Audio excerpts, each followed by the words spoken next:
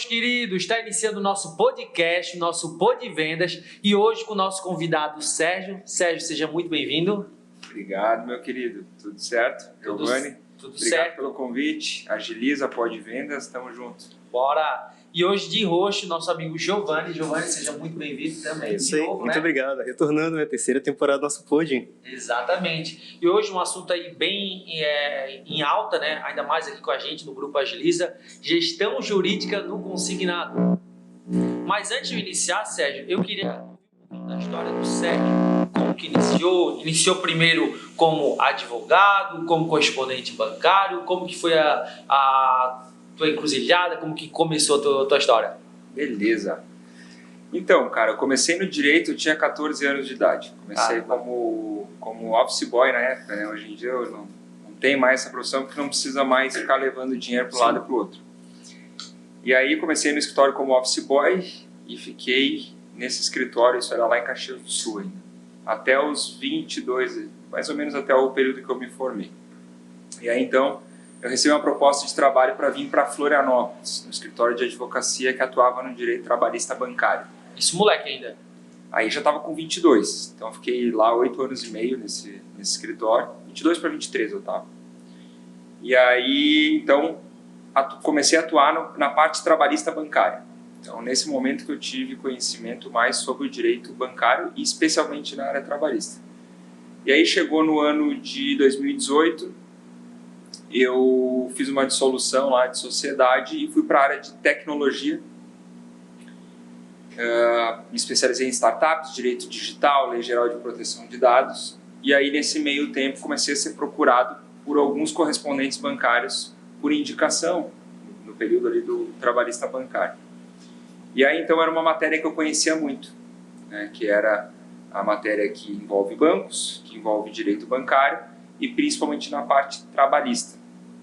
E aí eu comecei então a entrar de cabeça nesse mercado. Eu vi que eu podia ser útil e devagarinho então entrei pelo trabalhista do correspondente bancário e comecei a ter sucesso defendendo os correspondentes bancários, porque eu descobri que tem uma carência de escritórios, de profissionais que entendam do cotidiano. Eu acho que isso a gente vai falar aqui hoje.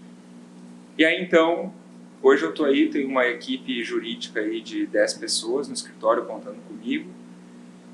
Nós atuamos em todas as vertentes então do consignado, na parte civil, na parte de contratual parceiros, como é o caso da Agiliza, na parte trabalhista.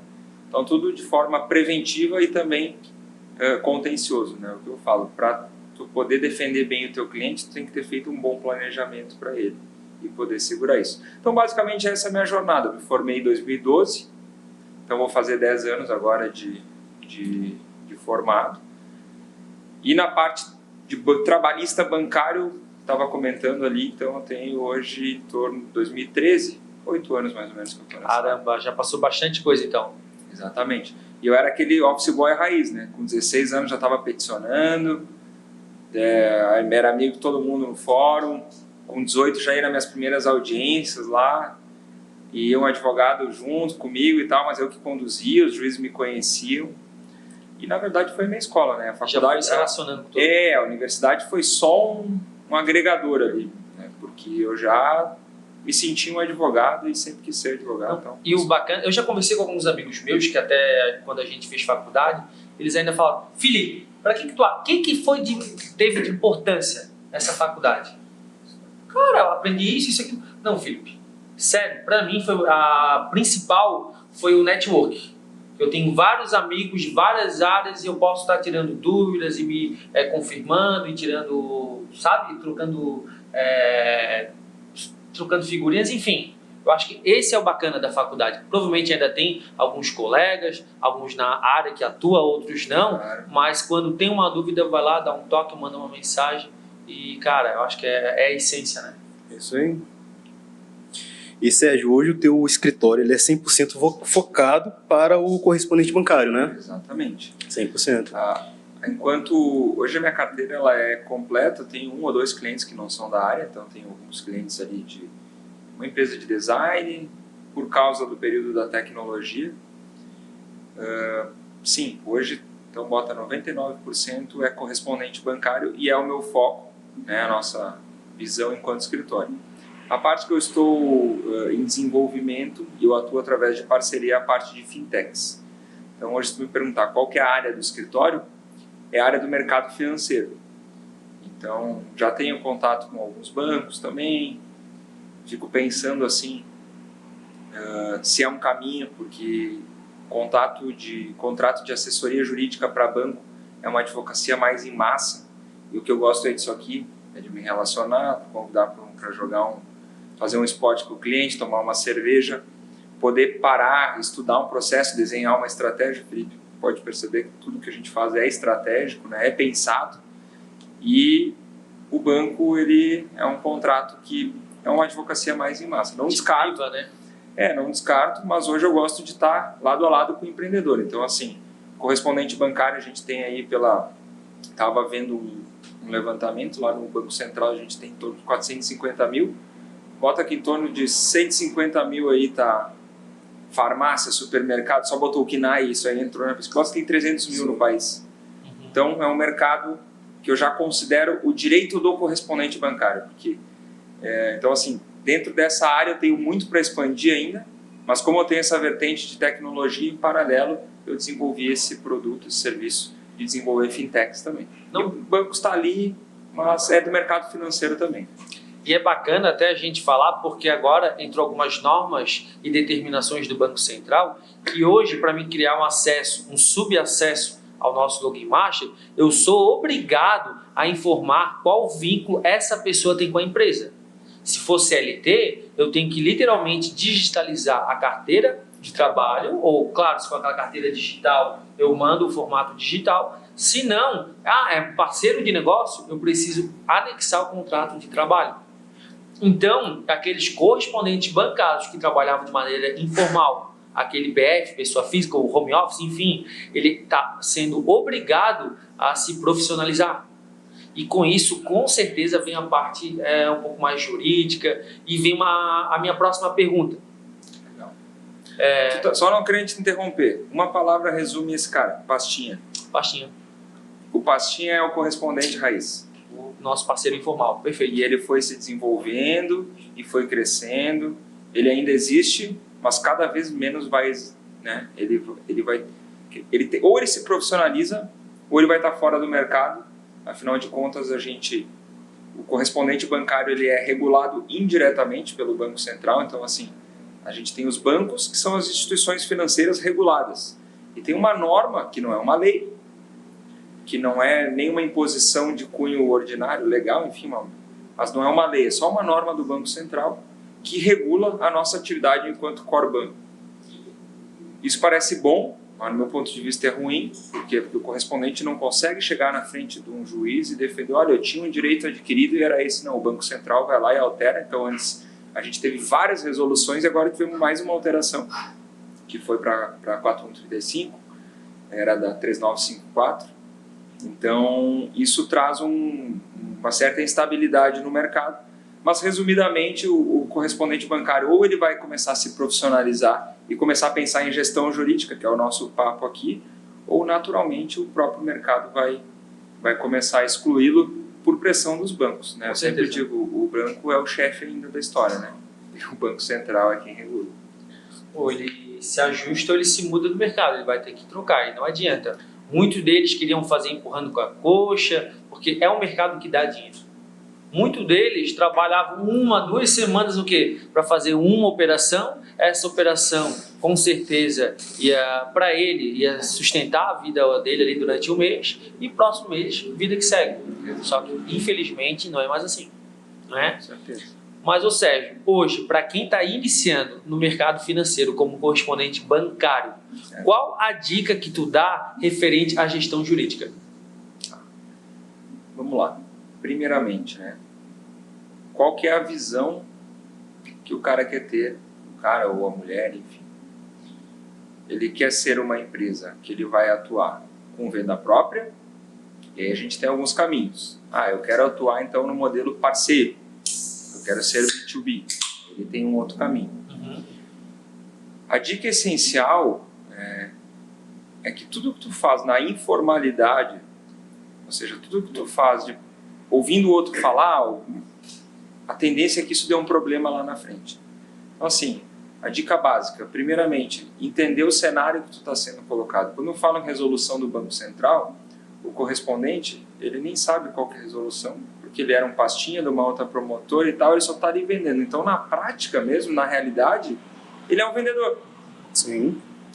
Enquanto tu é um vendedor e tu assumir isso para ti, que tu vai, né, naturalmente o vendedor, ele não está no plano próprio. Ele está no plano de alguém que está disponibilizando um produto para ele vender. Perfeito. E isso eu falo para os meus amigos que atuam na parte comercial de escritórios também. Tipo assim, eu posso montar um escritório e ter as benesses e as dores de empreendedor. Mas eu também posso trabalhar para um escritório na área comercial. A diferença é que eu vou estar sempre, né, à disposição do que me é colocado. Então, primeira dica, tu quer ser vendedor ou tu quer ser empreendedor? Ah, eu quero ser empreendedor. Qual que é o teu objetivo? Ah, meu objetivo é começar com uma operação. Geralmente vem aquela... Ah, eu quero botar um monte de MEI aqui dentro. E eu já começo a fazer cálculo com o meu potencial cliente ou com o meu cliente. Uma coisa que eu enfatizo bastante. Montar uma empresa sem o mínimo de capital ou o mínimo de planejamento é como se tu estivesse preparando a tua própria forca. Porque o negócio é natural que ele vai, em algum momento vai oscilar. Às vezes pode vir até um estorno indevido, mas se tu ficar contando somente com aquela remuneração do mês e der qualquer coisa errada e tu não conseguiu pagar a tua equipe ou pagar as tuas contas, aí tu começa a se embolar. E a gente tem vários casos, né, para citar como exemplo. Mas a primeira dica, entenda o teu contrato social. Tu vai ter um sócio, não vai ter um sócio? Tu vai atuar sozinho? Tu quer ser apenas um vendedor? Não, eu quero ser um empreendedor. Cara, vamos lá, qual que é a tua cidade que tu vai atuar a nível Brasil, é entender qual que é o cenário trabalhista, porque assim, eu tenho até no escritório, a gente, por esse tempo de jornada, eu pude já perceber qual que é o caminho do correspondente bancário. Então ele é um pastinha, depois ele contrata uma galera e passa o know-how que ele tem, geralmente ele começa ou então com uma equipezinha MEI, porque ele não tem ainda aquela verba para um CLT. Mas esse início, basicamente, é o trabalhista, a maior dor dele. É o trabalhista, ele não tem outras dores. Pô, cresceu, que nem a Agiliza, começam outras dores. Contratos, parceiros, política, LGPD, autorregulação, um monte de coisa começa a impactar. Mas nesse primeiro momento, a dica que eu dou é o trabalhista. Ah, eu vou fazer MEI, entenda o que é o MEI. O MEI não é tu botar um cara ali que vai produzir para ti, vamos fazer de meia a meia comissão e vai dar tudo certo. Um dos pontos que eu sempre falo é que às vezes o correspondente não pensa, tá, então tu vai dar 30%, tu vai dar 50% de comissão pro cara daquela operação que ele fez. Coloca isso na ponta do lápis. Às vezes é o marido e a mulher, às vezes é um sócio, ou às vezes é o individual, tu dá 30%. Então assim, quer dizer que o cara é MEI, e às vezes nem é MEI, né? Às vezes é um contrato direto. E aí, até de boca. Até de boca. E aí tu está dando 50% do teu negócio. Tu paga a discadora, tu paga CRM, tu paga aluguel, tu paga... Tá sendo um bom negócio, será que não era melhor então contratar um CLT, pagar um salário para aquele cara base, criar uma estrutura de remuneração variável, que é o que a gente faz no escritório? Isso será que no fim não dá mais barato, tu não tem um instrumento de gestão? Eu vejo que às vezes é medo, sabe? É de botar a cara assim, claro, obviamente, como tu falou, tem que ter um caixa, vamos ter um fluxo de caixa, e se der errado, obviamente, pé no chão, só que a maioria dos parceiros ou não tem a certa organização, não fez um plano de negócio, ou entrou de cara, era um vendedor de alguma grande promotora que quis abrir e não teve todo esse planejamento, né? Só que assim, ó, a tendência do nosso mercado é essa, sabe? Grande maioria dos nossos parceiros, os vendedores são MEI. Sim. A visão que eu tenho, entrando um pouco nesse quesito trabalhista, é que na real o que a maioria dos Corbans fazem é tentar fugir da burocracia, né? E esse é o jeitinho brasileiro, sempre tentar um jeitinho ali de facilitar o seu trabalho do dia a dia. Sendo que na realidade, se ele regulariza o cara que está trabalhando para ele está evitando um problema futuro. Isso. Então, mas ele não tem esse pensamento, né? Com certeza. E às vezes é só repetindo algumas manias do mercado, né? E o correspondente bancário repete a mania dos grandes, o cara que deu certo, como é que ele fazia e tal. Eu vejo assim que é um ambiente de competição, correspondente bancário, mas é uma cachaça. É tipo assim, o Felipe já foi pequeno, mas com certeza estava olhando os maiores, estava vendo como é que eles faziam. Hoje os pequenos estão querendo vir aqui para ver como é que tu faz e tal. Então assim, tem uma escadinha. Mas assim, eu canso, não vou dizer canso, mas eu falo assim, principalmente depois de live, depois de podcast. Eu já fiz live com o Bueno, com a Rai, com a Angelandes Consignado, já fiz live do próprio escritório também. E vem quem falar comigo? Vem os caras que estão começando a operação, querem dica. Daí chegou um momento ali que, pô, tu dá um monte de dicas, tá, chega na hora de contratar e não tem a estrutura para isso. Então assim, retificando o que eu falei, tá, o que o cara tem que fazer? Primeiro se preocupar em trazer dinheiro para o negócio, vender. Sim. Né? No momento que tu começa a trazer pessoas, opa, no mínimo tu tem que entender que o jurídico é um aliado, não é um custo. Sim. Porque é uma forma, é uma forma de escrever uma conversa no WhatsApp, pode mudar totalmente aquela relação. Então, enquanto tu é um vendedor, show de bola. Tu começou a envolver outras pessoas na operação, por mais que o cara saiba, é o MEI, não é o MEI, e aqui a gente pode fazer, cara, posso fazer um podcast com você só para falar de contratação MEI, que temos assuntos, temos decisões, temos um monte de coisa, em várias situações que já ocorreram. Mas quando tu envolve outras pessoas, por mais que tu diga é um contrato MEI, talvez aquela pessoa ache que não é bem aquilo. Ela acha que tu é um chefe, que tu é um gestor. Tu já pegou algumas causas desse parâmetro assim? Já peguei e felizmente tive sucesso. Então, tem caso aqui, São José, por exemplo, é uma empresa de crédito consignado, ó, tem aqui em torno de deve ter uns 15 agora, mas já teve 20, já teve 30. E eles me procuraram depois que chegou a ação trabalhista. Então, me procuraram por indicação, quem é que conhece do mercado correspondente bancário. E eu posso afirmar com segurança para vocês, se eu não conhecesse do mercado do correspondente bancário, aquela empresa tinha perdido a ação. Caramba. Então, assim, o conhecimento, o know-how do mercado fez eu ganhar aquela ação. Claro que a estratégia, tudo que envolve, né? Mas sendo bem breve com vocês, assim, né? A pessoa era MEI, sabia que era MEI, tinha as PAs à disposição, entrou com uma ação, alegou que tinha chefe, que tinha horário, total. Daí a gente fez um trabalho de, primeiro, varredura no WhatsApp, para entender as conversas, como é que ela se portava e tal. Segundo, entender como é que era a forma de comissionamento. Então, chegou na audiência, é aquela história na trabalhista, né? Se o cara chega alegando uma coisa, o juiz quer saber se aquilo é verdade ou não. O juiz, a primeira coisa que o juiz trabalhista vai ouvir é o reclamante, no caso ela. Ah, tu era CLT? Não, me prometeram CLT. Tá, tu assinou o contrato? Tá, assinei, mas me prometeram CLT. Tu tinha horário? Sim, tinha que cumprir o horário. Beleza. Chegou o nosso momento de fazer as perguntas. Eu comecei com as conversas de WhatsApp. Então, assim, por mais que aquela empresa não tivesse uma visão real, estratégica da contratação MEI, tinha umas conversas assim, olha, essa semana eu não vou ir. Hoje tô meio estressada, não vou ir. E ele só dizia ok. O que eu digo assim, o ok, muitas vezes, pode parecer uma coisa que tu está deixando de boa, mas não deixa de ser um pedido de permissão. Uhum. Então o empreendedor tem que entender que o ok não, por si só não resolve. Tem que dizer, olha, tu sabe que tu não tem horário, fica à vontade. Isso é MEI. O ok, tu diz que é uma confirmação? É uma confirmação. Que nem um joinha. Ano passado a gente marcou um jogo, futebol de campo. O cara botou um joinha. Eu subentendi que, beleza, o jogo está confirmado. Chegou na hora, futebol de campo ainda, 11 para cada lado, 22 com reserva, então tinha 30 pessoas aguardando. Então, um joinha, um ok serve. Exatamente. Mas na relação trabalhista, a pessoa está te dizendo que vai chegar atrasada e tal, pô, na cabeça do empreendedor. Tá, é o normal. Se eu vou chegar atrasado para o meu sócio, eu digo, vou chegar atrasado e tal. Mas pode parecer uma subordinação, né? Por mais que tinha ok, ele nunca puniu ela, não tinha nada disso. Então o juiz, quando fez as perguntas para ela, ficou claro um vínculo de emprego. Tinha a chefe na mesma sala, tinha o coordenador, tinha o horário, papapá. Chegou a nossa vez de perguntar. Eu fui lá e peguei todas as conversas, né, e fui validando as conversas. E talvez, assim, eu acho até engraçado como eu considero que essa pessoa é uma empreendedora, talvez ela vai estar vendo esse podcast. A pessoa que era reclamante.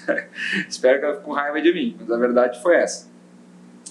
E o juiz até então, achando que ela era uma falsa empregada. Eu só fiz algumas perguntas para ela inicialmente. Eu pedi se ela, depois de ter saído dessa empresa, ela continuava atuando como MEI. Ela falou que sim. Eu perguntei se ela era parceira de algumas grandes empresas do nosso mercado. Ela falou que sim. E aí, por fim, eu só perguntei assim, quanto que tu ganha de comissão? Ela falou, então de 8%, 6%, dependendo. Eu falei, não, eu quero saber quanto que fica para a empresa e quanto que fica para ti, nesse momento. E eu sabia que ela já ganhava mais, né? Nesse momento. Ela falou, a empresa fica com 33%. E eu fico com 67%. Eu falei, peraí, excelência. É uma sócia, né? Eu falei, excelência, fica com 67% então da comissão? Daí ela, sim, fica. E daí ficou aquele silêncio assim, então foi quando o juiz percebeu que o modelo pastinha ainda existe. Que tipo de empregado ganha mais que a empresa na operação? Nada contra. O empregado eventualmente ganha mais que o sócio, mais que o dono, porque ele é um vendedor. Mas na relação pastinha eu consegui demonstrar que existe uma relação. A gente fez até um desenho na defesa. Pastinha, promotora, grande promotora ou banco, numa engrenagem. E aí o juiz então entendeu que não havia um vínculo de emprego, condenou ela em honorário de sucumbência, a empresa saiu vitoriosa. Então esse é um dos casos que a gente, por conhecer muito o mercado do correspondente, eu consegui demonstrar como funciona essa mecânica. Caramba. Se eu fosse só pelos requisitos básicos do vínculo trabalhista, se eu não soubesse como é que funciona a regra de comissão e tal, eu não teria colocado na defesa, teria escondido, teria... E aí, no fim, o juiz deu ganho de causa e a gente ganhou o processo. Show de bola. Até serve dicas para quem é advogado, para quem está querendo entrar nesse segmento, que com certeza a gente ainda fala que pós-pandemia foi um dos mercados que mais teve alta, né? Teve uma crescente muito grande, ainda mais por causa da pandemia. Os bancos e o governo federal liberou mais crédito na praça, um crédito com taxa de juros menor. Então, com certeza. E ainda tem alta, né, João? Isso aí. Enquanto tu estava falando, ele desligou o arma, todo mundo percebeu. Não era para ter percebido, né? Tá vendo? Então fala, Felipe. Eu vou pegar uma gelada. Pega, por favor, cara. Mas, olha, para os nossos ouvintes aí, para quem ainda não conhece o Sérgio, ele é um dos principais advogados, Que moral, ou melhor, ele é advogado das principais promotoras, correspondentes bancários que atuam no nosso mercado. Com certeza. Então ele tem um grande conhecimento, a Agiliza é uma delas, o Sérgio nos atende aqui também, e ele tem um grande conhecimento justamente na nossa área, que tem uma visão de ser uma área muito bagunçada juridicamente, não é verdade? Então, hoje, além dessa questão trabalhista, a questão da gestão jurídica dentro do próprio consignado, né? A relação entre o vendedor, entre os bancos também, o que tu tens de principais conselhos assim, para passar para os nossos parceiros? Perfeito. Na Agiliza, quando eu conversei com o Felipe, conversei contigo, né, no primeiro momento também, a gente falou que a gente tem bastante coisa para fazer, né? E uma delas também é educar o parceiro da Agiliza. Educar a pessoa que está vendo a iniciativa de vocês, que eu acho muito bacana. Eu acho que uma das principais dicas para começar, né, cara, faça uma boa formalização. Infelizmente, hoje o nosso mercado está minado de golpistas, e eu acompanho isso de plano, e o nosso mercado fica, além de bagunçado, queimado. Então, as pessoas que são de bem, é aquela história, os bons pagam pelos maus, né? A gente trabalha certinho e aí tem gente que trabalha errado e o que chega lá na diretoria do banco? O errado. Porque o certo só chega na fatura, só chega na PLR, né? Sim. Agora, as buchas que os diretores do banco têm que resolver de prejuízo, de fraude e tal, depois vem para a promotora vem para nós. Então, assim, tirando essa parte trabalhista, se preocupar com uma boa formalização. Às vezes dá um probleminha ali da margem que ficou flutuando, às vezes é um probleminha na verbação que não aconteceu, Mas se tu fez uma boa formalização, o problema não foi teu, foi lá na CIP, foi lá na portabilidade, foi por culpa do banco, tu tem todos os subsídios para apresentar. Então, o vendedor pastinha ou o parceiro agiliza, uma das boas dicas que a gente dá é cuidar da formalização. Isso e parece... não só esperar, né, a formalização do banco, porque hoje a gente faz uma formalização que ela é toda digital, né? Ela é 100% digital.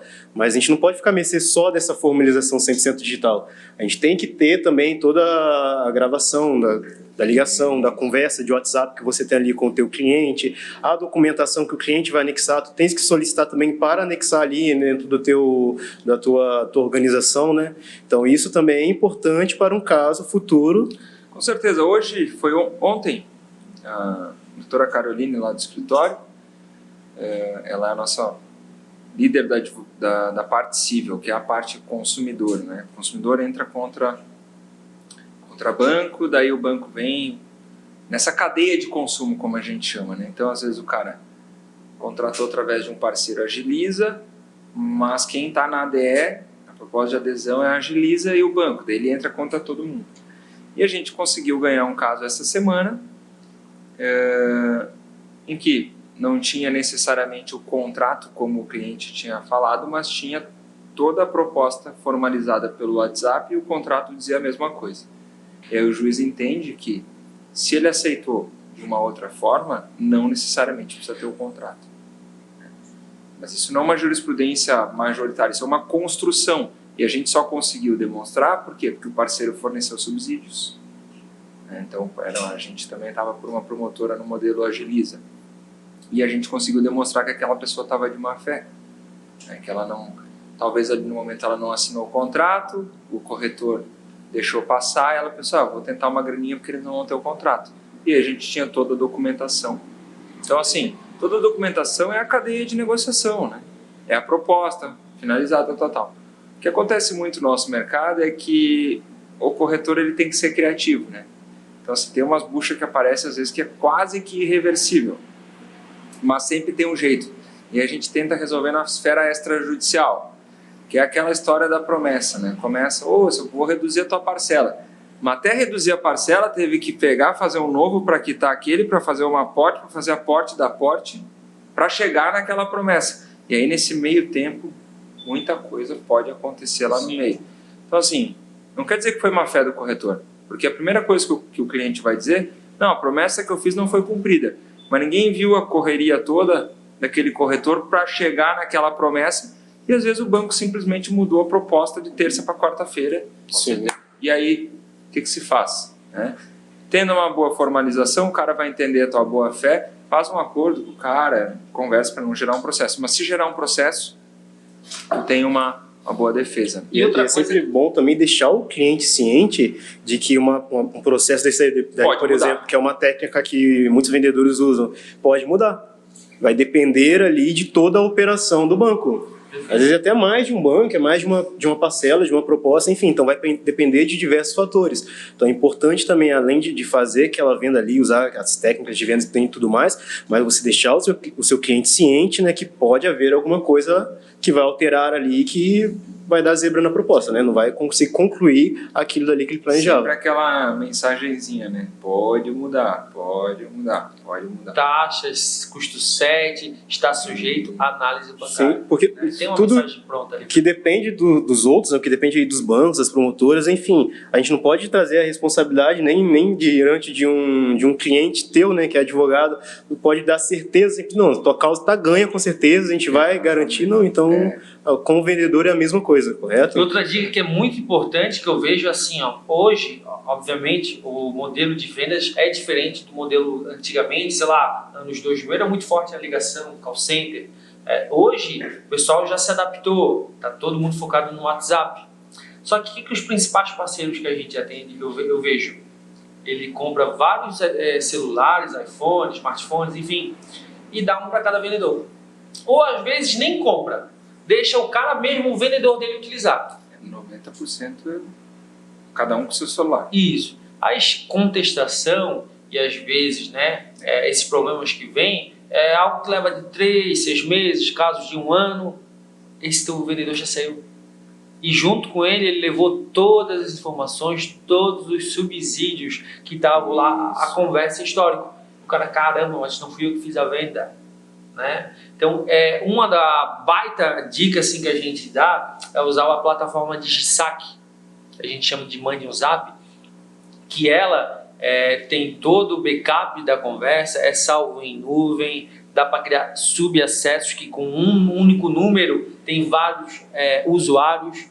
Então, gente, quem está nos ouvindo, pesquisa no Google DigiSaque, tá? Que essa plataforma vai ter todo o backup e com o usuário administrador, ele acompanha todos os vendedores. Que é o melhor. É a melhor opção que ficar na mão do corretor, o WhatsApp dele. Pode acontecer várias coisas, pode cair o celular, pode ser roubado, muita coisa pode acontecer aí no meio, né? É isso aí. O WhatsApp pode ser banido. E essa é uma baita dica de gestão que está ligada com o jurídico. Porque depois o que a gente precisa, não adianta também fazer uma defesa para nós ganhar tempo, né? A gente faz uma defesa para ganhar o processo. Então tem que ter o subsídio bem colocado ali por ti. Perfeito. Ô Sérgio, tu falou que beleza, tá desde 2012, né? Que esse ano completa 10 anos, e um certo momento tu percebeu e tu definiu a tua área. Pô, caramba, o meu setor, minha área vai ser jurídica do consignado. Beleza. Só que em que momento tu começou a prospectar clientes e que tu fez assim, ó, caramba, achei a chave, dessa maneira eu consigo vender mais? 2019. Depois de 7 anos. Exatamente. Assim, o cliente do consignado ele vem muito por indicação ainda, né? Mas entendendo o mercado e entendendo, quando eu trabalhei ali com empresas de tecnologia, ali eu aprendi de fato, né, o que é uma venda B2B, o que é um inbound marketing. E aí dentro da advocacia a gente tem várias amarras, né? Eu não posso ofertar o meu serviço pelo valor X. Eu não posso lá colocar uma placa lá, Sérgio Seminha, advogado do consignado, né? E isso, do ponto de vista da OAB, o pequeno se dói, né? Tipo, ele diz, pô, eu não posso fazer marketing, isso é bom para os escritórios grandes. Mas eu tenho uma outra visão também, que eu acho que é importante considerar. Também se liberasse demais... Imagina o grande, um escritório gigante lá de São Paulo que pode investir 1 milhão em marketing. Quero chegar em Floripa, pum, da noite para o dia tu tem 50 outdoor. É pequenininho cada vez, tem menos vezes. Então assim, muito ainda da advocacia se vende por indicação, porque eu tenho um tempo de maturação. Então eu entro no cliente, ele já estabeleceu a confiança comigo. Mas essa confiança ela vai melhorando conforme eu vou tendo performance, vou ganhando os processos, vou resolvendo os problemas dele, né? Mas dentro do consignado, eu inclusive, foi nesse ano, eu já tinha uma visão de negócio parecida, que eu me inspirei num escritório da Austrália, onde é liberado. E hoje eu tenho foco em empresas grandes, empresas que nem a Agiliza, que atuam no modelo parceiros, mas eu desenvolvi um produto /serviço que é entendendo o mercado do Corban. Ainda a maioria dos correspondentes são pequenas empresas de pequeno porte. E pela experiência que eu tenho das grandes, eu sei solucionar com o pé nas costas as dores deles, que são dicas. Então assim, eu prospecto por indicação, eu tenho uma área comercial no escritório sim, mas eu me adequei à necessidade do mercado e desenvolvi um produto de prateleira para esse pequeno, que é um produto /serviço, em que eu dou dicas e dou aconselhamento jurídico, e essa pessoa também tem acesso, essa empresa, né, a uma rede de parceiros vinculada a mim. Então, o cara que faz o marketing para o Corban, Agiliza, por exemplo.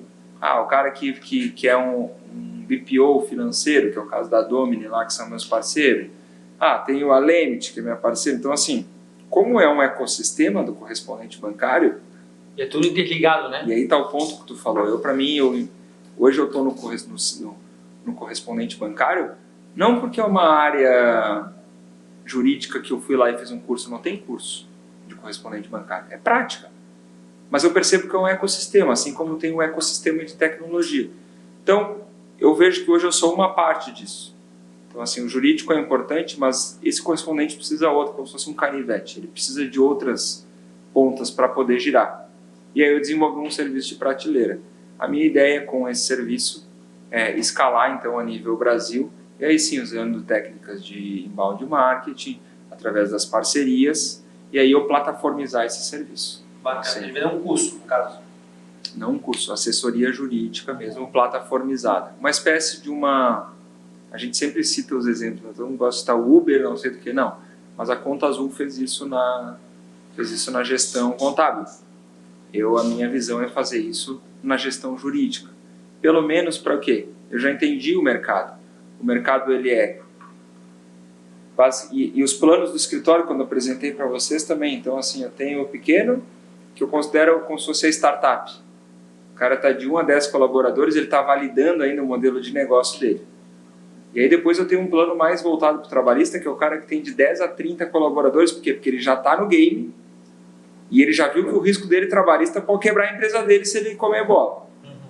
E aí depois tem o plano expansão, que é o plano agiliza. É o cara que já tem parceiro, que já tem que se preocupar com LGPD, que já tem que se preocupar com um monte de outras coisas.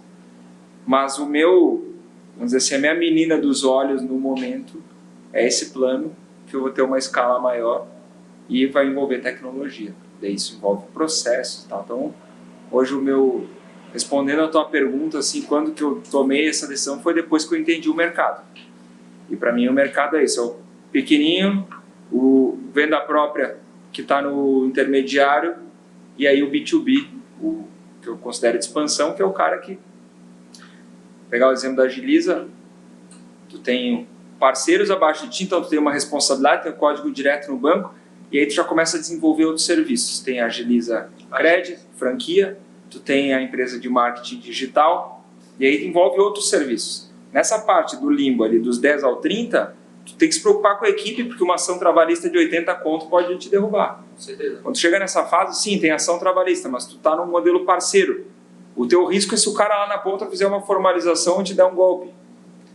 E aí envolve outras dores, né? Que é as dores que a gente quer. Vamos cuidar desse parceiro. Qual que é a nossa política de cadastro, né? Nossa política de parceria, nosso contrato. Então, mas assim, a minha ideia, principalmente como foco nesse ano, é desenvolver cada vez melhor esse produto, que eu vejo que com tecnologia eu posso ter uma escala nele. Afinal de contas, a gente está falando de 300 mil empresas e num mercado de crédito que eu só vejo ele descentralizado. Nos Estados Unidos a gente tem a figura dos agent banks. 70% do crédito nos Estados Unidos é por correspondentes bancários. Então, assim, o Brasil está muito parecido. Sim, o Brasil é 70%, 80% também. Não, o Brasil ainda está gatinhando. No Brasil, o mercado de crédito ainda está concentrado nos bancos. Os bancos ainda dominam o mercado de crédito. Mas de crédito geral ou crédito consignado? Consignado é porque ele é feito através da resolução do Banco Central, né? Que ele é feito através de correspondente e também os bancos. Mas por que a maioria do crédito consignado é através dos correspondentes? Porque é um bom negócio do banco. Por mais que tenha os prejuízos, eles criam autorregulação e tal, a categoria dos bancários é pisadíssima. Que é uma das dores dos core banks, né? É ser reconhecido o empregado do correspondente bancário como um bancário. Equiparação bancária vem assim, meu Deus, né? A gente, felizmente, tem 100% de êxito nessas ações. Porque a gente sabe o que é um bancário, o que é um financiário, o que é um correspondente bancário. É uma total diferença. Mas tu faz uma defesa genérica lá, tem gente perdendo. Né? A gente não perde, felizmente, nesse tópico, mas é uma das dores. Mas para o banco, só o fato de eu ter um Felipe e não ter 20, 30, 40 empregados já está sendo mais barato e é melhor botar um gerente comercial para administrar a Agiliza do que tu ter gestores e agências bancárias. Não, com certeza. Mas mesmo assim, nós que vivemos nesse meio, eu percebo, vou te dar um exemplo. O cartão consignado, hoje o banco que mais vende é o Bradesco Agência. E não é pelo correspondente bancário, é pelo canal de agência. Obviamente, eles têm os métodos e modelo de vendas deles, só que a gente vê que tem muito ainda mercado para a gente estar percorrendo, muito cliente, muito, sabe? Que, vou te dar um exemplo, o Sérgio, está bem claro para ele qual decisão ele vai tomar e de que maneira ele vai agir no decorrer desse ano. E é importante para os nossos parceiros, nisso, com as informações, tomar essa melhor decisão. Pô, tem cartão de crédito, tem empréstimo pessoal, tem empréstimo veicular, imobiliário, FGTS, empréstimo consignado para aposentado. Então, acho que nós, correspondentes bancários, também a gente precisa, sabe, buscar isso. Porque às vezes a gente deixa, não, o banco não está cobrando, eu vou deixar como que está. Ah, não é por causa do Banco Central. Não, gente, eu acho que tem que partir de nós mesmos. Tem, e saber qual que é o produto que tu domina melhor. Eu, assim, sem sombra de dúvidas, dentro da área do correspondente bancário, a área que eu mais destaco é a área trabalhista, porque eu vejo que é a maior dor. Mas eu tive que desenvolver outras áreas, né?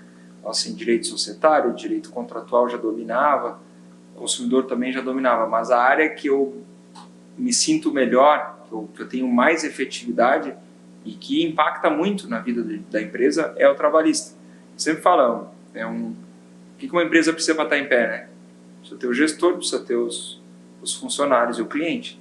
Então essas demandas a gente atende todas. Dentro do consignado, dentro do correspondente bancário, a gente hoje está falando muito em multiprodutos.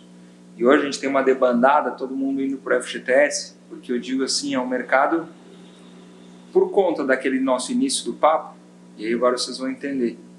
A gente hoje é regulado, a gente só está aqui sentado hoje por uma norma do Banco Central. Hoje o Banco Central ele tem mais presidente que o presidente Jair Bolsonaro.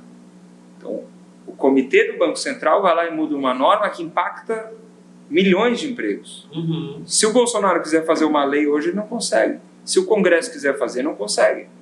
Agora o Banco Central pode vir, dar um aviso ali para nós que vai mudar a resolução, que foi o que aconteceu no ano passado, e colocar um monte de regras. E regras que impactam a nossa vida. Então, assim, eu acho que o mais importante é saber o teu estilo de empresa. Hoje a gente vê um monte de empresa atuando. Então, vamos lá. Tu decidiu que o teu futuro é B2B.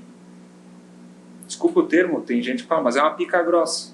Tu tem que estar seguro que tu vai seguir nisso. Tu precisa ter uma área de contestação, precisa ter uma equipe dedicada que está aqui até essa hora trabalhando. Tu precisa ter o código direto, e a gente fala nisso direto. Tu que está com o rabo lá preso.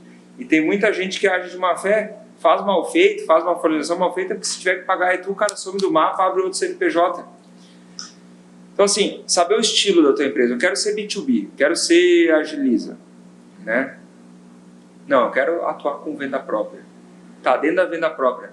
A tua venda aí, todo mundo, vamos pro call center, porque o futuro é o call center. Tá, calma lá. Call center significa jornada de 6 horas, NR17, gente fica o dia inteiro no telefone. A tua venda é uma venda ativa e agressiva, tu tem tecnologia, né? E aí entra o jurídico, o planejamento trabalhista. É o que eu falo com meus clientes, eu não vou vir com o planejamento trabalhista falando o que tu quer, eu vou falar o que o mercado está vendo e eu estou vendo de errado. Cara, para tu botar uma venda call center 6 horas, tu tem que ter uma boa discadora, tu tem que ter um CRM integrado já com a parte de vendas, com a parte que faz a formalização. Tu tem que ter um sistema de ponto bem efetivo, que vai ter as pausas ali dos 10 minutos.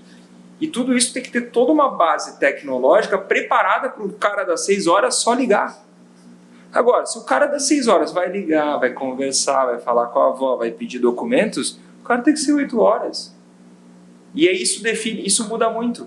Porque nada importa tu vender saque complementar do FGTS ou tu vender para o Exército. Vai mudar totalmente o teu estilo de venda. Pô, é um estilo de venda SIAP, que é uma venda mais consultiva, o cara é servidor público federal. Mesmo dentro do correspondente bancário e do consignado, a tua persona é diferente. Se a tua persona é um servidor público federal, aquele cara é mais letrado, aquele cara é mais esperto. Tu vai ter que dar um atendimento maior. Talvez a tua venda, o teu ciclo da venda vai demorar quanto tempo? Vai demorar 2, 3 meses, né? No FGTS, o que está acontecendo muito hoje? Está acontecendo a indicação. Tu cria um programa de indicação, fala com a avó, porque todo mundo é cliente. Né? O pessoal está premiando. É um outro tipo de venda. Então, assim, eu acho que o correspondente bancário, é multiproduto e tal. Eu acho que, primeiro, se filiar a uma empresa que está adequada aos valores. É Agiliza? Cara, vem aqui, senta com vocês. Que produto a gente vai focar? Eu sei vender. Tá, eu estou vendo que esse produto aqui vai ser top porque a Agiliza fez uma parceria com uma outra promotora ou com outro banco. Vamos focar esse ano nisso aqui. Ah, não. Agora, o problema é aquela história. É o pato. É quando tu corre, pedala e nada. Ou tu é bom corredor, né? Ou tu é bom pedalador, ou tu é bom nadador. O problema é quando tu quer fazer tudo. Exato, a gente traz essa analogia aqui e até hoje eu estava falando, né, em visita com um parceiro que recentemente, pelo menos desde dezembro do ano passado, vinha parceiro apavorado. Meu Deus, vai virar esse 5%, o que eu vou fazer? Já sei, vou começar a vender o FGTS. Na primeira semana ele não vendeu o FGTS e já quis correr para outro convênio. Não, já sei, vou vender governo de Santa Catarina. E na primeira semana ele no imediatismo já quer tudo para ontem, já queria que desse resultado, porque tá vindo o quinto dia útil, que tem que pagar as principais despesas. Não, cara, não tá dando certo, vou vender para aquele produto que eu sou bom, vou voltar para o federal. E também não deu certo. Início do ano, o que aconteceu? Não, Felipe, obrigado por tudo, mas a gente tá fechando as portas. Mas o que aconteceu, cara? Não consegui vender. Agora, novamente, vi a notícia que vai voltar, né? Vai ter o aumento dos 5%. Manda mensagem de novo. Felipe, voltei pro mercado. Fiquei sabendo da notícia, os clientes já estão me mandando mensagem, vou voltar pro mercado. Caramba, pelo amor de Deus, cara. Foca no produto. Foca no produto. Não quer andar, nadar, pedalar, voar, não dá, gente. Tem que ter foco e persistência, né? Não é na primeira semana, na segunda. Pô, um bebê leva 9 meses para nascer. Uma faculdade de administração é 4 anos. Direito é 5, medicina é 8. Não dá do dia para a noite vocês entrar nesse ramo, pesquisar, focar num convênio e achar que na primeira semana vai ter resultado. E principalmente, né? Não é por causa de 300 pila que vai mudar o teu parceiro, né? Então, assim, cara, hoje vocês têm as franquias, né? Então, assim, que é um modelo diferenciado, passa uma transferência, transfere o know-how, né? Os caras, tu ficar com 50, sei lá, 4, 5 promotoras brigando por causa de 0,0 alguma coisa. Primeiro que tu se queima, né? Segundo que tu não tem um foco, que sendo bem franco, se o pequeno correspondente entendesse e brigasse para falar com o dono da grande promotora, nem que ele esperasse 3, 4 meses, ele ia ter uma informação quente. Por quê? Porque enquanto ele está pensando no que ele vai vender, que vai cair os 5%, o Agiliza, a MF, a Fontes, a BB, eles já estão dormindo com isso já faz um ano. Então eles já pensaram no que vai acontecer. Porque para eles, no caso de vocês, se não tiver venda do parceiro, não vai acontecer nada. Então assim, eu acho que o mercado precisa entender que um apoia o outro. É uma engrenagem, como eu coloco nas ações trabalhistas, né? Tem essa engrenagem. Mas esse cara, por exemplo, né, pegando ele, se eu fosse o advogado dele, eu vou dizer, vai lá e senta com o Felipe e vê qual que vai ser o foco teu, pelo menos nos próximos 6 meses a 12 meses. FGTS, ok. Coloca 80%, que é a famosa regra de Pareto. 80% do FGTS, mas 20% já começa a olhar o que é tendência e o que ninguém está olhando. Assim, eu tenho clientes que chegou aos 5% agora no final do ano, eu tive cliente apavorado, eu tive cliente muito bem. Quem que estava muito bem? Os caras que trabalham com outros produtos. Trabalham com compra de dívida ainda. Ninguém quer trabalhar com compra de dívida e tal. Mas é uma operação que não sofreu absolutamente nada com 5%. Desculpa o termo, está cagando para o INSS. Eu tenho outra empresa que é o meu amigão, que é o Lucas da SC Cred. Claro. Conhece o Lucas? Sim. Agora a gente está fazendo uma campanha ali de premiação, show de bola, toda medieval, ele criou toda uma estratégia. O nosso jurídico está alinhado com a vibe dele de televisão e tal. É nosso parceiro aqui. É parceiro? Sim. Show de bola. Ele veio de indicação do Shainan ali, da Keres, também Perfeito. Que é parceiro, também é meu cliente. E aí ele falou o seguinte, cara, tá todo mundo falando em call center, ele já trabalhou em call center, ele disse, cara, eu entendo tudo isso, dá para ser pau na máquina, mas eu prefiro ficar com a minha turma aqui, tá com 20, 30. É uma venda que meus corretores aqui, eles têm carteira. Então eles continuam no CIAP, eles continuam pedindo indicação. Teve o aumento agora estadual, então tu olha, felizmente, infelizmente para nós, enquanto contribuintes, mas felizmente por conta do consignado, o servidor público passou a pandemia recebendo salário e agora teve aumento, né?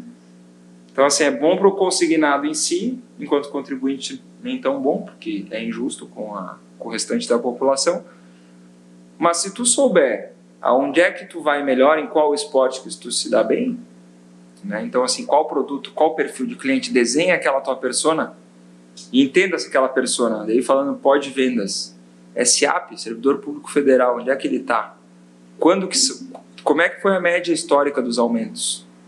A INSS, o mar vermelho, vou ficar aqui me degladiando no... É isso que tu quer? Beleza, foca no call center, a comissão vai ser menor. Vou aprender tal da compra de dívida. É outra instituição financeira, é um SABEMI, não está vinculado à CIP, é outro tipo de operação, a comissão vai ser maior. É isso que eu quero? Vou me especializar nisso. Né? E fazer um piloto, né? Aqui a gente faz quando está entrando algum convênio, algum banco novo, antes de sair divulgando, antes de colocar os principais ovos naquela cesta, testar realmente. É o 80-20. 80-20 dá certo, né? Regra de Pareto. É isso aí. Quando tu foca 80%. E o 20 é a tua saída. O 20 era o quê? Era o FGTS. E eu falei hoje, conversei com uma promotora, casal, jovem, iniciando. Eles assim, só com o contador ali, eu vi que estava indo por um caminho. Eu não cobrei nada por essa consulta, mas eu tenho certeza que essa reunião que eu tive com ele, não sei nem se ele vai me contratar, ele disse que sim, ele e ela. Mas eu dei tanta dica que ele poderia até não... Mas eu sei que tudo que eu planto eu vou colher. Mas hoje eles estão 100% no FGTS. Eu falei para ele, cara, tu imagina se amanhã sai uma norma lá do Paulo Guedes dizendo que FGTS agora vai ser só via caixa e que qualquer um pode ir na agência sacar. Já tem, né? Quinta-feira tá para entrar uma resolução. Resolução. Então, assim, daí tu tá com a operação, mas por outro lado isso não vai acontecer e tal, sim, porque tem outros bancos querendo pegar o bolo. Ok, e eles que mandam lá em cima. Mas sempre tem que estar esperto. E eu, enquanto negócio, é a mesma coisa enquanto advogado. Eu acredito muito no mercado de crédito, acredito muito no correspondente bancário, mas eu tenho plena ciência que se mudar uma norma do Banco Central, todo mundo tem que fazer alguma outra coisa. Entendeu? Sim. Então, assim, eu mesmo tenho outras áreas que eu tenho que ter uma visão. E falando daquela minha plataforma, que eu sei que é um projeto, eu vou ter que chamar um desenvolvedor e tal, mas eu estou fazendo bem um pensamento startup, então eu estou validando primeiramente com aqueles clientes, entendendo quais são as dores.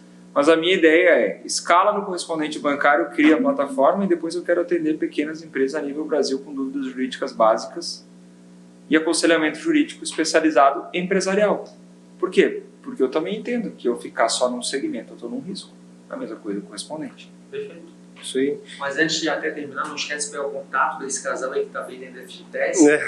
Pois é, cadastrando agiliza. Claro, com certeza. E é legal essa análise, né? Não ter uma análise só interna. O que está acontecendo na minha empresa do fator interno? Porque o fator externo, que é o fator político, pandemia, enfim, tudo tem influência direta na empresa. Então é muito importante você, correspondente bancário, analisar o mercado num todo. Isso aí.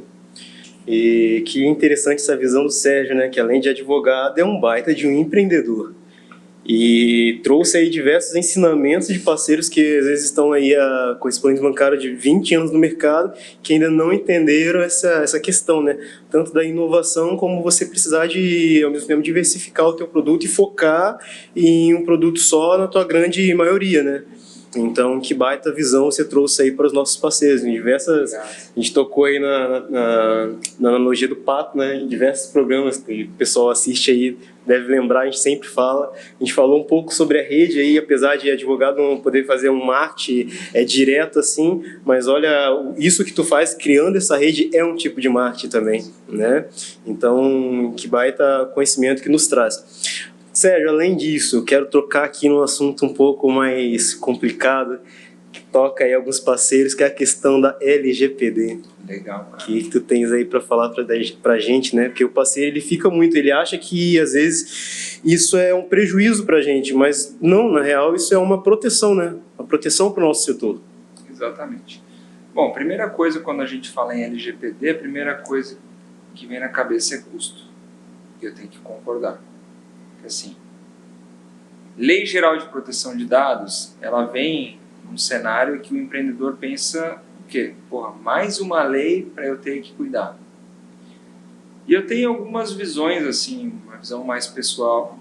Eu acho que ela até ajuda, porque Lei Geral de Proteção de Dados, o dado é de quem? Ele é do titular. Então essa lei não vem para beneficiar a empresa, ela vem para beneficiar o titular. Ela vem num cenário de globalização.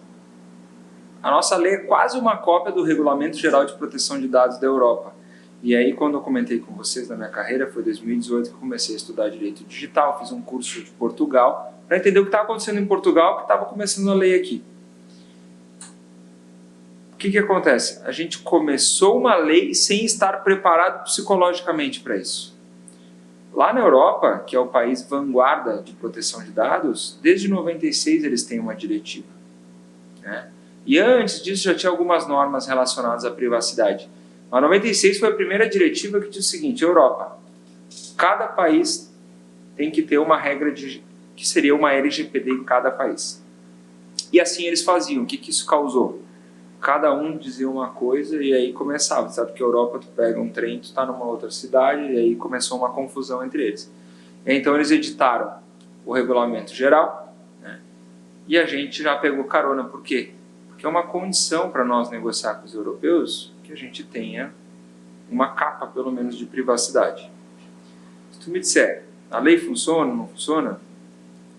Cara, na minha opinião, o empreendedor vai gastar um dinheiro, vai se adequar, isso vai mudar a visão da empresa dele com relação à privacidade das pessoas, mas ninguém faz nada sem dados. Então, assim, vai ter custo. Então, assim, qualquer empresa vai ter que fazer uma mínima adequação. Tem que entender que a privacidade tem que ser respeitada e agora, né, foi equiparado a direitos fundamentais. Então, assim, cara, Giovanni, se eu sei teus hábitos de consumo, a hora que tu entra na internet, o que tu tá vendo? É como se eu tivesse com uma câmera dentro da tua casa. Quer ver, quando a gente instala qualquer tipo de aplicativo ou aceita os cookies, a gente nem lê os termos. Não lê. Isso é o li e aceito, é a maior mentira da história. Inclusive eu tenho algumas palestras de legal design, que é uma área que eu dei aula por um tempo. Legal design envolve o direito e o design. Tipo assim, imagina se os termos de uso tivessem uma linguagem visual, mas não tem, porque de propósito. A LGPD ela é muito clara. Eu tenho que saber, assim, do ponto de vista do empreendedor, né? Que dado que eu coleto, como que eu guardo e em que momento eu descarto. É isso. Para tu descobrir isso, tu tem que fazer uma varredura. Tem que fazer uma varredura de onde é que está chegando o dado, para quem que eu forneço o dado. Aquele dado ali, ele é um dado sensível, não é? Tá, onde é que eu estou arquivando esse dado? Bom, um colaborador meu foi desligado. Passou o tempo da prescrição trabalhista, 2 anos, eu tenho que descartar aquele dado, porque não está mais numa base legal. Posso ficar com uma planilha de Excel aqui. Entendeu? Está causando um prejuízo ter a planilha de Excel? Eu acho que não. Mas o cara pode ingressar com uma ação para tu excluir, porque é um direito dele. Né? Então, assim, a gente fez a adequação maior aqui não vou ficar citando nomes, mas o maior grupo de consignado, os 2 maiores grupos aqui da nossa região, então a gente fez a adequação. E a gente viu que tem várias lacunas no entendimento do que precisa, mas eu vejo que mesmo assim, cara, o correspondente bancário, ele é tão versátil, acho que essa é a palavra. O correspondente, ele é tão versátil que agora ele ouve falar as coisas, ele vê as lives e ele já meio que se adequaram à LGPD na prática, entendeu? Opa, tudo bem? Antigamente chegava o cara já com o teu SCOM, né? Com o teu histórico de consignação, com a proposta pronta. Agora ou não, o cara vai validando contigo. Olha, eu tenho que ver uma proposta. Então, assim, o Corban, o Pastinha, qualquer um, ele meio que já está entendendo que tem que respeitar a privacidade. Mas quando a gente fala, uma empresa Agiliza, Fontes, AMF, Queirish, Secred, VIP, são empresas que já têm uma relevância no mercado e a gente tem vários holofotes. O mais dolorido hoje ainda é a Febraban, porque ela pode simplesmente marcar uma call contigo e te meter um questionário que tu nem espera. E em tese ela nem poderia estar te regulando, porque ela regula o banco. E se tu não está preparado para umas respostas, vem com um monte de questionário, vai te reprovar e te bloqueia o código. Então, assim, o pior para nós ainda é a Febraban. que no fim vai ser bom para o mercado, mas a gente tem PROCON, né? A gente tem a ANPD, que é a que deveria cuidar da parte da fiscalização, mas é a que menos está cuidando, que é vinculada ao governo. A gente tem Ministério Público, que está cuidando. Assim, são várias pessoas cuidando dessa questão dos dados. E a gente tem um fator também, que é a advocacia, que descobriu um nicho de mercado também. Então, assim, qualquer coisinha que a gente resbala já vira uma ação de Lei Geral de Proteção de Dados.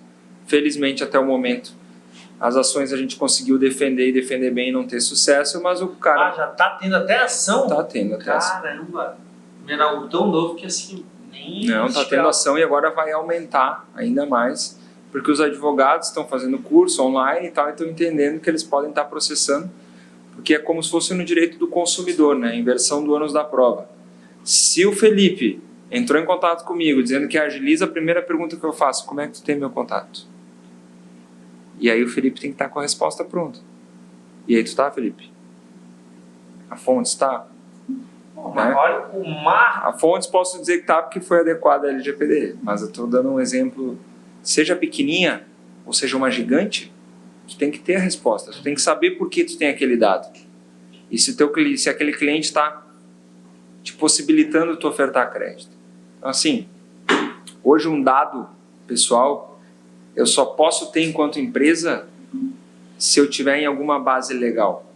As bases legais principais, todo mundo só fala em consentimento, mas essa não é a única base legal. Eu posso ter um contato porque o Santander ou o Agibank ou o Itaú me deu aquele contato. E eu posso ofertar crédito para aquele contato? Opa, aquele dado tem que estar na nossa base legal do legítimo interesse da nossa atividade. Então eu só existo para ofertar crédito, então eu recebo daquele... Só que, quando o cara pergunta, por que tu tem meu dado? Tu tem que ter o texto pronto. Não, eu tenho o teu dado porque eu sou correspondente bancário, eu tenho legítimo interesse em te ofertar crédito e eu recebi o teu dado porque tu era correntista do Banco do Brasil. E o Banco do Brasil é meu parceiro. Isso é tu estar enquadrado na LGPD. Não é tu ficar se esquivando, se escondendo e tal. E claro, tem que ter tudo isso, não adianta só falar, né? Se tiver uma fiscalização, vai ter todos os contratos. E colocar em prática, né? Tanto que hoje eu estava indo para Biguaçu, né? O Rodrigo me mandou a localização dele, eu a caminho, né? Estava saindo da Grazi. Pô, daqui a pouco eu tinha inativado, é porque hoje o Gmail, ele deixa o registro de todo o teu rastro. Inclusive eu uso isso nas provas trabalhistas agora, eles pedem horas extras, eu peço a geolocalização para Google e para as operadoras. Então não tem mais essa de mentir horário, a gente usa todas as provas digitais também. Boa. Não, e eu tinha inativado, justamente para não ficar rastreado. Para não ficar rastreado. E cara, não consegui mais utilizar o Google Maps porque se eles não pudessem fazer o registro. Caramba. Então, realmente, a utilização de dados, não só por aplicativos, mas de modo geral, está cada vez mais assim necessário para estar utilizando os aplicativos, porque senão, ou tu faz, ou tu se adequa no caso, né? Ou tu não utiliza, não faz. Cara, tá bem delicado. É. Assim, eu peço nas ações trabalhistas, eu peço o Waze, porque todo mundo fica com o Waze ligado com a permissão. Eu peço o Google Maps e peço para telefonia. Então, assim, como é que é a telefonia, né? A rede aqui da Palhoça se comunica com a rede de São José. Então, assim, ela vai dizer latitude e longitude onde é que a pessoa estava. Então, se o cara falou que está aqui 8 da manhã e está lá na torre da Santo Antônio de Imperatriz, está mentindo. Então, os dados fala que é o novo petróleo e tal. Mas, hoje em dia, os dados é algo que tu aceita, tu tem que aceitar aquela história da política de cookies, né? Mas para o empreendedor, de maneira geral, ele tem que entender que, cara, tem que ser algo respeitado, tem que fazer um treinamento, a tua equipe tem que fazer uma prova, tem que ser certificado. E hoje, como uma ISO 9001, qualquer coisa, tu vai botar lá no teu site, sou certificado LGPD, qualquer pergunta difícil, tu não precisa se esconder porque tu não é bandido. É só ter a resposta certa, na hora certa, e saber que é mais uma regra para o empreendedor ter que se adequar. Afinal de contas, já são várias, né? Sim. Na parte trabalhista, na parte civil, na parte regulatória, veio mais uma, que é a LGPD. E é aquela história, tu quer ser vendedor ou tu quer ser um empreendedor? Tu quer ser um empreendedor, tu sabe que vai ter os riscos e vai ter que estar sempre fazendo a tua gestão de riscos ou então a tua gestão jurídica consignado. Perfeito. É isso aí. Show de bola, então quero agradecer aos nossos ouvintes. Nem combinamos esse final, né? Mas ficou bom. Caramba, ficou. Que bom, Excelente. velho. Maravilha. Então, agradecer aí para quem está nos acompanhando aí na nossa rede social, está dirigindo, está indo para o serviço, está voltando do serviço, indo para academia. Agradecer a todo mundo. Muito obrigado, Sérgio, pela tua presença. Obrigado também. Obrigado, Giovanni, aí, pela parceria. O Alexandre, né? Matou nós Então- de calor, mas tudo certo, né? Pois é. Tá com frio aí, mas beleza. Então, pessoal, não esqueçam de seguir, curtir, compartilhar nas redes sociais. O Sérgio, aproveitar para divulgar suas redes sociais. Beleza. Eu tô com poucos posts ali no Seminha Advocacia, mas recém contratei. Daqui a pouco tem que contratar marketing da Bora. Agiliza, hein? Não sei. Mas é @Seminha Advocacia e o meu Insta é @SérgioSeminADV. Então, bora lá, pessoal, bora seguir, curtir, compartilhar. Sérgio tem bastante conteúdo aí de relevância. Não esqueça também de curtir e seguir nossas páginas, @Podvendas. Beleza, turma? Muito obrigado e até a próxima. Valeu! Valeu, um abraço.